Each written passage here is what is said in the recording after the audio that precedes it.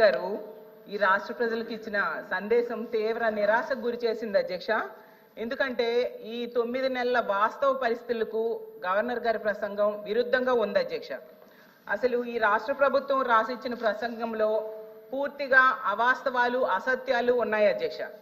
బహుశా గవర్నర్ గారు కూడా ఆ ప్రసంగం చూసి ఇలాంటి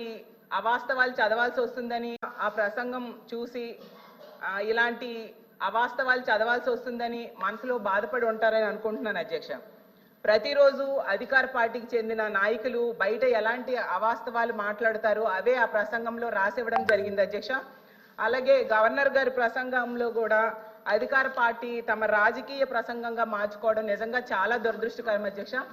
వాస్తవ పరిస్థితులకు దూరంగా ఉందని ఎందుకు చెప్తున్నానంటే అధ్యక్ష, ఈ రాష్ట్రంలో జరుగుతున్న మోసపూరిత పాలనకు గవర్నర్ గారి ప్రసంగానికి అస్సలు పొంతం లేదు అధ్యక్ష.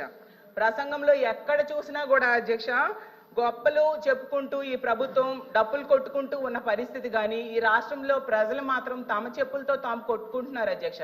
కూటమికి ఓటేసినందుకు అయితే అసలు ప్రజలు ఆ ఓటేసిన చేతులతో బూటుతో కొట్టుకుంటూ ఉండే పరిస్థితి అధ్యక్ష. 9 నెలల పాలన ఎలా ఉందంటే అప్పులు తెప్పలు అని చెప్పొచ్చు అధ్యక్ష. ఎందుకంటే ఈ రాష్ట్రానికి అప్పులు వచ్చాయి, ప్రజలేమో తెప్పలు పడుతూ ఉండే పరిస్థితి 9 నెలల్లో ఉంది అధ్యక్ష. అలాగే తీసుకుంటే రైతులు, విద్యార్థులు, మహిళలు అన్ని వర్గాల వాళ్ళ జీవితాలు కూడా తలక్రిందులు అయిపోయాయి అధ్యక్ష. ఈ 9 నెలల పాలనలో తలక్రిందులు అయిపోయాయి అధ్యక్ష. ఈ ప్రభుత్వం మాత్రం గతంలో గవర్నర్ గారి ప్రసంగంలో చెప్పారు అధ్యక్ష, గతంలో విధ్వంసం జరిగింది, ఇప్పుడు మేము సుపరిపాలన అందిస్తున్నాము అని చెప్పారు అధ్యక్ష. అసలు సుపరిపాలన అంటే ఏంటి అధ్యక్ష అని నేను అడుగుతున్నాను అధ్యక్ష. అంటే సూపర్ 6 పథకాలు ఎగ్గొట్టడం సుపరిపాలన నేను అడుగుతున్నాను అధ్యక్ష. చరిత్రలో ఎప్పుడూ లేనట్టుగా 9 నెలల్లో 1,00,000 కోట్ల పైగా అప్పులు చేయడం సుపరిపాలన నేను అడుగుతున్నాను అధ్యక్ష.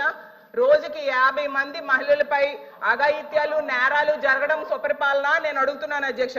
అలాగే బెల్ షాప్స్ ద్వారా మద్యం ఏరులై పారడం సుపరిపాలన నేను అడుగుతున్నాను అధ్యక్ష. అలాగే మెగా డిఎస్సి పై తొలి సంతకం పెట్టి 9 నెలలైనా కూడా అది పూర్తి చేయకపోవడం సుపరిపాలన నేను అడుగుతున్నాను అధ్యక్ష. అలాగే ఉద్యోగులకు డిఏ, పిఆర్సి, ఐఆర్ ఇవ్వకపోవడం సుపరిపాలన నేను అడుగుతున్నాను అధ్యక్ష. రైతులకు గిట్టుబాటు ధర ఇవ్వకపోవడం సుపరిపాలన నేను అడుగుతున్నాను అధ్యక్ష. 83 లక్షల మంది విద్యార్థులకు అమ్మఒడి, అలాగే వీళ్ళు చెప్పిన తల్లికి వందనం ఎగనామం పెట్టడం సుపరిపాలన నేను అడుగుతున్నాను అధ్యక్ష. ఈ రాష్ట్ర ప్రజలకు రైతులు 53 లక్షల మంది ఉన్నారు అధ్యక్ష, వాళ్ళకి రైతు భరోసా ఎగ్గొట్టడం సుపరిపాలన నేను అడుగుతున్నాను అధ్యక్ష. ఈ రాష్ట్ర ప్రజలపై 15,000 కోట్ల విద్యుత్ భారం వేశారు అధ్యక్ష, అది సుపరిపాలన నేను అడుగుతున్నాను అధ్యక్ష. 13,000 కోట్ల విద్యుత్ ఛార్జీలు భారం వేశారు అధ్యక్ష, అది సుపరిపాలన నేను అడుగుతున్నాను అధ్యక్ష. అలాగే 60% నిత్యావసర సరుకులు ధరలు పెరిగాయి అధ్యక్ష ఈ 9 నెలల్లో, దాన్ని సుపరిపాలన అంటారా నేను అడుగుతున్నాను అధ్యక్ష. అలాగే మహిళలు సగం మంది ఉన్నాం అధ్యక్ష, మహిళలకు ఇచ్చిన హామీలు ఏ ఒక్కటి కూడా అమలు చేయకపోవడం సుపరిపాలన నేను అడుగుతున్నాను అధ్యక్ష. ప్రత్యేక హోదా సాధించే అవకాశం ఉండి కూడా సాధించకపోవడం సుపరిపాలన నేను అడుగుతున్నాను అధ్యక్ష. పోలవరం ప్రాజెక్టు విషయంలో ఎత్తు తగ్గించడానికి కేంద్రం దగ్గర రాజీ పడడం సుపరిపాలన నేను అడుగుతున్నాను అధ్యక్ష.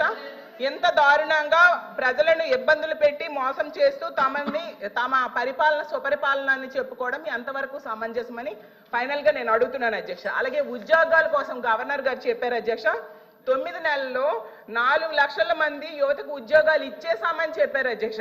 ఎందుకంటే కల్పించబడినవి అన్నారు, అసలు ఏ శాఖలో కల్పించారు, ఏ కంపెనీల్లో ఇచ్చారు, ఎక్కడ ఇచ్చారో తెలియజేయాల్సిందిగా అడుగుతున్నాను అధ్యక్ష.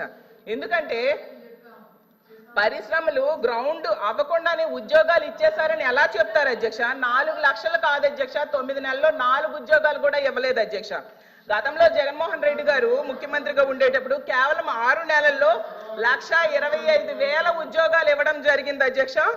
అసలు చంద్రబాబు నాయుడు గారు అధికారంలోకి వచ్చాక తొలి సంతకం డిఎస్సి మెగా డిఎస్సి మీద పెట్టారు అధ్యక్ష.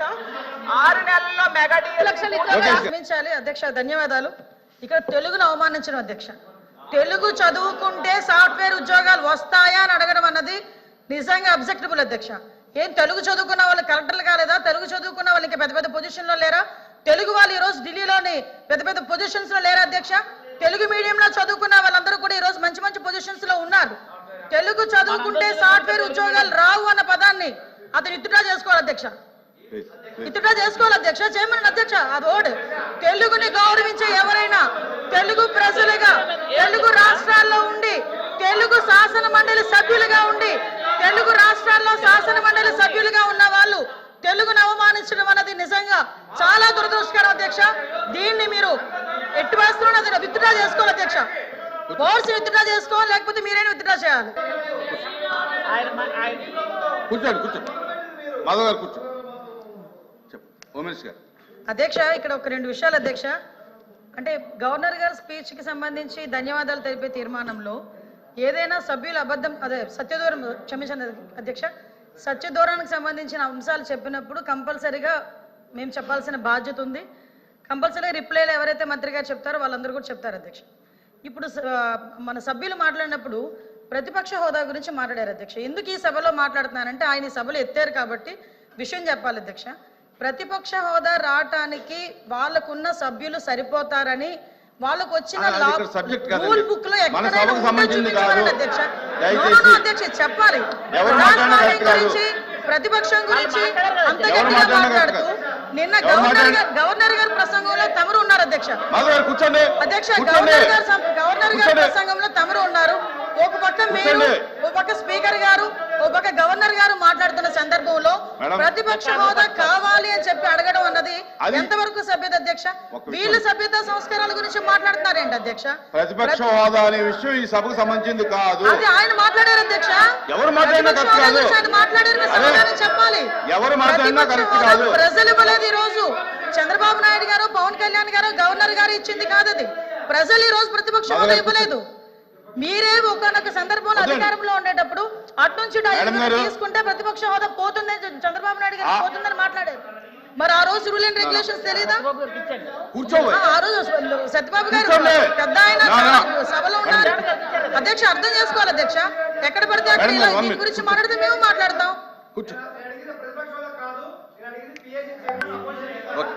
మేడం కూర్చోండి. ఎలా ఇస్తారండి అపోజిషన్ మంత్రి గారు మంత్రి గారు అపోజిషన్ లీడర్ కి ఇస్తారు. మంత్రి గారు అపోజిషన్ లేనప్పుడు మాధవ్ గారు కూర్చోండి. జగన్మోహన్ రెడ్డి ఫ్లోర్ లీడర్ అంతే. వైఎస్ఆర్సీపీ ఫ్లోర్ లీడర్ ఆయన అంతే, అంతకు మించి ఏం లేదు. The house is adjourned.